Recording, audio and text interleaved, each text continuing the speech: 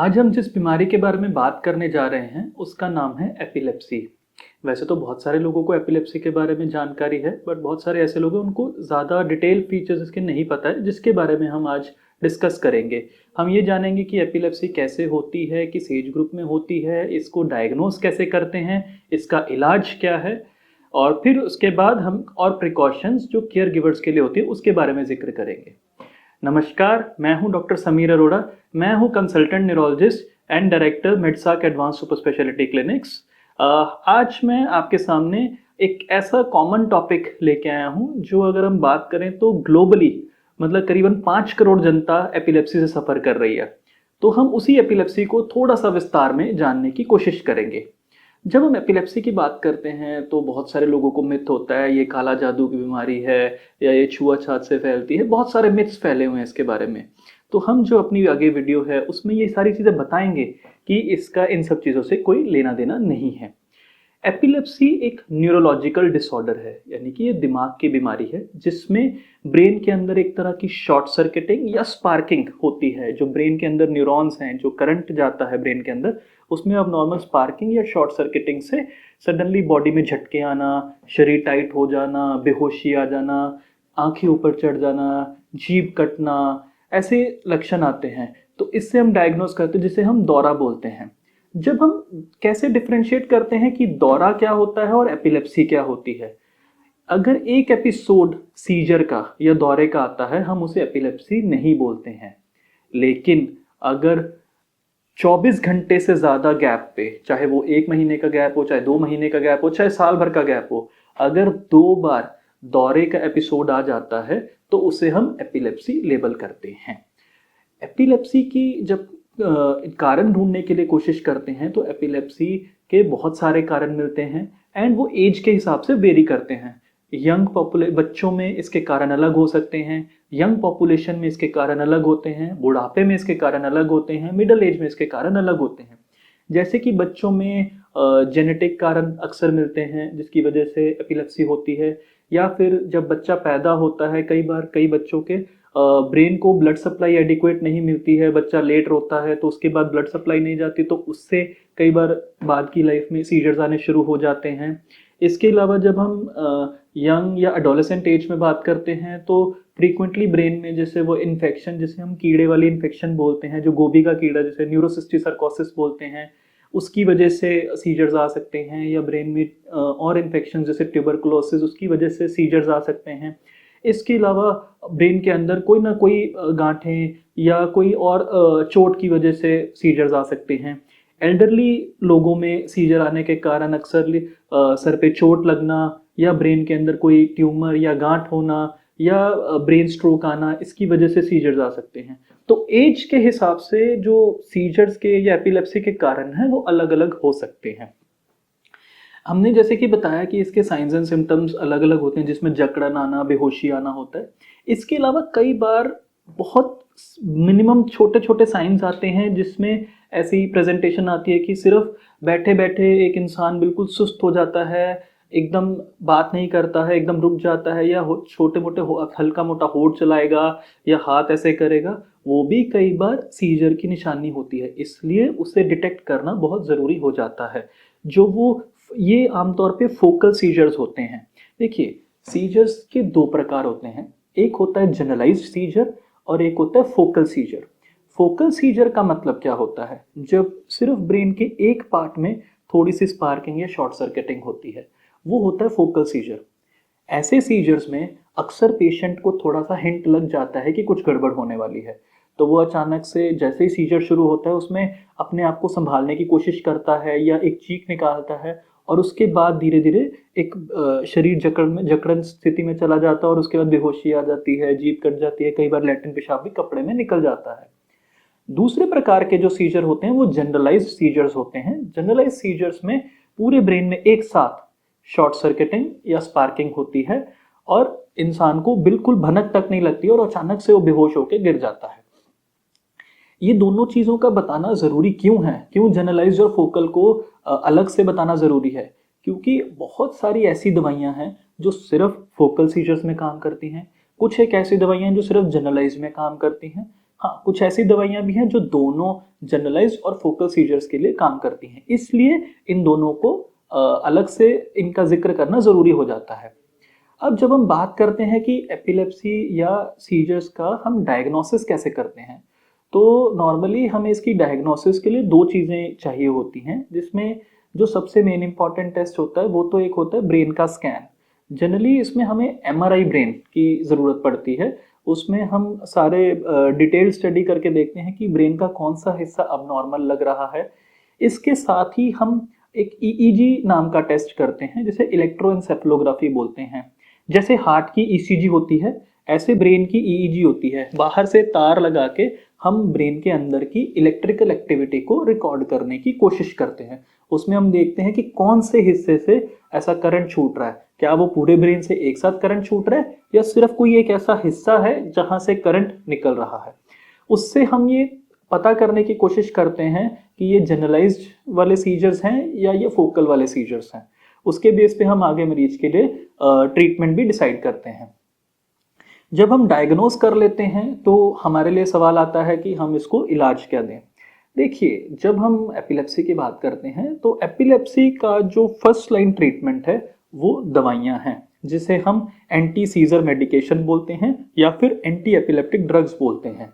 Generally 70 से 80% case आमतौर पे एक या दो दवाई से बहुत अच्छे कंट्रोल हो जाते हैं।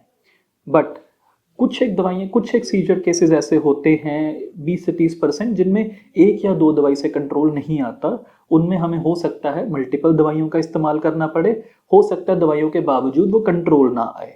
अगर हमने दो दवाइयों को एटलीस्ट 1 साल तक ट्राई किया और उसके बाद भी हमें देखा कि सीजर कंट्रोल नहीं हो रहे हैं, ऐसे केसेस को हम ड्रग रिफ्रैक्टरी एपिलेप्सी बोलते हैं। हमारे पास ऐसे केसेस के लिए आगे के लिए सर्जिकल ऑप्शंस भी रहते हैं, जिसमें हम वो अबनॉर्मल हिस्से को इवेल्युएट करते हैं, वर्कअप करते हैं, कौन सा हिस्सा अब नॉर्मली करंट छोड़ रहा है, तो उसको पार्ट को क्या हम निकाल सकते हैं। या फिर एक थोड़ा सा कम इन्वेसिव मेथड होता है वेगल नर्व स्टिमुलेशन, जिसमें एक मशीन इम्प्लांट कर दी जाती है बॉडी में और वहाँ से वो करंट भेजता है, जिससे कि सीजर फ्रीक्वेंसी कम हो जाती है। तो ये जो तरीके हैं सर्जिकल ऑप्शन, ये ड्रग रिफ्रैक्टरी एपिलेप्सिस के लिए यूज़ किए जाते हैं।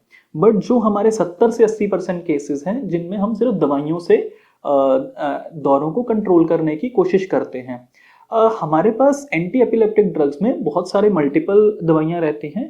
पेशेंट टू पेशेंट बेस पे हमें डिसाइड करना होता है कि इस पेशेंट के लिए कौन सी दवाई बेटर सूट करेगी। किसी दूसरे हो सकता है किसी दूसरे पेशेंट में अलग दवाई सूट करे। खास करके हमें ध्यान रखना होता है कि फीमेल पेशेंट्स हैं, जैसे जो रिप्रोडक्टिव एज ग्रुप में हैं, रिसेंटली मैरिड हैं, या प्रेगनेंसी प्लान कर रहे हैं, या ऑलरेडी प्रेग्नेंट हैं, या ब्रेस्ट फीडिंग कर रहे हैं, ऐसे केसेस के लिए हमें बहुत सिलेक्टेड मेडिकेशंस का इस्तेमाल करना पड़ता है, जिसका ना तो कोई नेगेटिव इम्पैक्ट माँ पे आए, ना कोई नेगेटिव इम्पैक्ट बच्चे पे आए। तो हमें इस तरह की दवाइयाँ इस्तेमाल करनी होती हैं। क्योंकि जो एंटी एपिलेप्टिक ड्रग्स का जो कोर्स होता है वो थोड़ा लंबा चलता है। जनरली जब हम बात करते हैं कितना लंबा चलता है, बहुत फ्रीक्वेंटली हमसे क्वेश्चन पूछा जाता है, लोग हमसे पूछते हैं कि डॉक्टर साहब कितना टाइम दवाई चलेगी। तो हमें उनको बताना होता है कि बहुत बार ऐसे केसेस होते हैं जिनमें हम बच्चों में मिनिमम 3 साल के आसपास दवाई चलाते हैं। यही हम जब एडल्ट्स की बात करते हैं तो उसमें हम 3 से 5 साल तक दवाई चलाते हैं। उसके बाद हम रिव्यू करते हैं, ईईजी करके देखते हैं कि अगर उसमें कोई ऐसी एक्टिविटी नहीं दिख रही है तो हम प्लान कर सकते हैं कि धीरे धीरे कम कम करते करते करते हम उन दवाइयों को बंद कर सकें। बट हमें एक चीज़ ये भी समझनी है कि कई बार ऐसे कारण भी निकल के आते हैं जिसमें हमें लंबे समय दवाइयाँ देनी पड़ सकती हैं, और ऐसे कारण बहुत अनकॉमन नहीं है, बहुत फ्रीक्वेंटली मिलते हैं। कई बार ऐसा भी होता है कि हमने 3 साल दवाई दे दी, उसके बाद ऐसा हुआ कि हमने दवाई बंद करी, दवाई बंद करने के बाद फिर से सीजर आ गया। तो ऐसे केसेस में लॉन्ग टर्म दवाइयों का प्रयोग करना पड़ सकता है। दवाइयाँ लेते लेते क्या हमें और प्रिकॉशंस लेनी होती हैं, ऐसा फ्रीक्वेंटली सवाल पूछते हैं लोग। जी हाँ, बिल्कुल लेनी होती हैं। क्या प्रिकॉशंस लेनी है? सबसे पहले जो दवाइयों का टाइम है वो बिल्कुल परफेक्ट होना चाहिए। सुबह का टाइम फिक्स कर दिया, शाम का टाइम फिक्स कर दिया, दवाई मिस नहीं होनी चाहिए। ये सबसे पहला इंपॉर्टेंट पॉइंट है। There should be no drug default. दूसरा पॉइंट, नींद पूरी रहनी चाहिए। 7 से 8 घंटे की नींद कम से कम होनी चाहिए। तीसरा पॉइंट, स्ट्रेस नहीं लेना। कुछ और एक प्रिकॉशंस हैं जो एपिलेप्सी के पेशेंट्स को फॉलो करनी होती हैं, जिसमें हम जनरली उनको एडवाइस करते हैं कि वो गाड़ी वगैरह ना ड्राइव करें, वो स्विमिंग वगैरह या कोई ऐसी एडवेंचरस एक्टिविटीज़ ना करें, क्योंकि ऐसे इवेंट अगर कोई उस समय स्विमिंग करते टाइम या ऐसा इवेंट हो जाता है तो जान के लिए खतरा भी बन सकता है। जब हम बात करते हैं कि ऐसा कौन सा चीज़ है जो केयर गिवर्स को पर्टिकुलरली समझना चाहिए पेशेंट की केयर के तौर पे, अगर आपके घर में कोई ऐसा मरीज़ है जो एपिलेप्सी से पीड़ित है तो उसके लिए आपको क्या एक्स्ट्रा करना चाहिए, या जब कभी सीजर आ जाता है तब क्या आपको प्रिकॉशंस लेनी चाहिए। तो मैं पहले तो थोड़े से कुछ मिथ्स को बस्ट करना चाहता हूँ। बहुत बार ऐसा माना जाता है कि एपिलेप्सी एक कंटेजियस बीमारी है, यानी कि फैलती है, छूने से फैलती है, या ऐसा बोला जाता है कि एपिलेप्सी एक काला जादू से होती है, किसी ने जादू टोना कर दिया इसलिए ये मरीज ऐसे कर रहा है। तो आपको ये चीज़ समझनी है, एपिलेप्सी एक न्यूरोलॉजिकल डिसऑर्डर है, इसका काला जादू से कोई लेना देना नहीं है। दूसरी बात, जब हम बात करते हैं कंटेजियस, एपिलेप्सी बिल्कुल भी कंटेजियस डिजीज नहीं है। रादर आपको ये चीज़ समझनी है कि जिस समय अगर किसी मरीज को दौरा आ रहा है उस समय उसको आपकी ज़्यादा मदद की ज़रूरत है। आप उससे दूर भागें, आपको उसके पास जाना और उसको संभालना है, क्योंकि ये छूने से फैलेगी नहीं, लेकिन आपके ढंग से केयर करने से वो मरीज को कम से कम चोट लगेगी। ये चीज़ हमें ध्यान रखनी है। जब हम बात करते हैं और क्या प्रिकॉशंस लेनी है जब सीजर आता है, तो हमें कोशिश ये करनी है कि पेशेंट के आसपास कोई शार्प ऑब्जेक्ट ना हो। पेशेंट को एक बार ज़मीन पे लिटा दिए एक साइड करवट करके, जब उसको सीजर आ रहा है, जब सीजर आ रहा है एक साइड करवट करके उसके सर के नीचे कोई कंबल या तकिया या जैकेट रख दी। एंड एक चीज़ का ध्यान रखना है, आपको खुद से उसकी मूवमेंट्स को, जो झटके आ रहे हैं उसको रोकने की कोशिश नहीं करनी है, क्योंकि वो अपने आप आमतौर पे आधे से 1 मिनट 1.5 मिनट में रुक जाएंगे। अगर ऐसा होता है कि 2 मिनट तक वो झटके नहीं रुकते हैं तो आप एक नेजल स्प्रे आता है मिडाजोलाम का, वो स्प्रे पेशेंट के नाक में स्प्रे कर सकते हो। उसकी डोज पेशेंट के बॉडी वेट के हिसाब से दी जाती है। वो घर में एक फिक्स जगह है वहाँ पे रखा होना चाहिए। वो एक रिजर्व के तौर पे ही यूज़ करना है जब कभी 2 मिनट से लंबा दौरा आता है तो। अदरवाइज ज़्यादातर दौरे आधे मिनट, 1 मिनट, 1.5 मिनट में अपने आप रुक जाते हैं, तो उसके लिए आपको चिंता करने की ज़रूरत नहीं होती। पर एक चीज़ ध्यान देना, उस समय आपने पेशेंट के मुंह में कुछ भी डालने का कोशिश नहीं करना है, जैसे कि चम्मच, कपड़ा, जो कि फ्रीक्वेंटली लोग करने की कोशिश करते हैं, वो चीज़ नहीं करनी है। ना ही पेशेंट के मुंह में कोई पानी या कोई ऐसी खाने की चीज़ डालनी है। आपको वेट करना है। कई बार ऐसा होता है जब ये झटके आते हैं उसके बाद 2-4 मिनट, 5 मिनट, हो सकता है 10-15 मिनट पेशेंट थोड़ा सा सुस्त रहे झटके बंद होने के बाद, इसे हम पोस्ट इक्टल स्टेट बोलते हैं। तो वो झटके बंद होने के बाद जब पेशेंट पूरी तरह से होश में आ जाता है उसके बाद ही उसके मुंह में कोई भी पानी या कोई खाने की चीज़ डालें। जब वो अभी सुस्त वाली स्थिति में है उस समय अगर आप कुछ भी उसके मुंह में डालते हैं तो चांस ये हो सकता है कि शायद उसके फेफड़े में चली जाए। इसलिए ये चीज़ों का ध्यान रखना आपके लिए बेहद ज़रूरी हो जाता है कि जब कभी आपके सामने, आपके नज़दीकी किसी मरीज़ को ऐसा एपिलेप्सी का या सीजर का अटैक आता है तो आपको क्या चीज़ें ध्यान रखनी है। बहुत बार कुछ लोग क्या करते हैं, अपने घरों में कारपेट्स बिछा के रखते हैं। कारपेट्स बिछाने से या घर में कोई भी टेबल्स के एंड को नुकीला नहीं रहने देते, उससे क्या होता है कि कभी पेशेंट को अगर सीजर आता भी है तो उसे कम से कम हानि होती है। क्योंकि बहुत बार ऐसा होगा, सीजर आएगा, पेशेंट सीधा गिर जाएगा नीचे, सर पे चोट लगेगी और किसी पार्ट पे चोट लगेगी जो बाद में उसके लिए और ज़्यादा मुसीबत वाली बन सकती है। तो ये चीज़ों का ध्यान रखना बहुत ज़रूरी है। इसके साथ ही मैं आपको ये भी बताना चाहता हूँ कि देखिए, हम जब बात करते हैं एपिलेप्सी को क्योर करने की, या तो हम बोलते हैं क्योरेबल नहीं है पर ट्रीटेबल है। एपिलेप्सी ज़्यादातर केसेस में ट्रीटेबल होती है।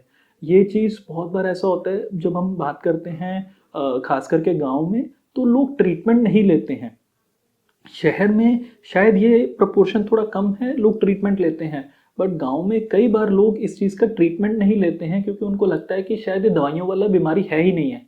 तो मैं ये वीडियो के ज़रिए ये चीज़ उनमें जागरूकता पैदा करना चाहता हूँ कि एपिलेप्सी को हम दवाइयों से ट्रीट कर सकते हैं और कुछ प्रिकॉशंस और लेनी होती हैं जिससे वो अपनी नॉर्मल ज़िंदगी जी सकता है।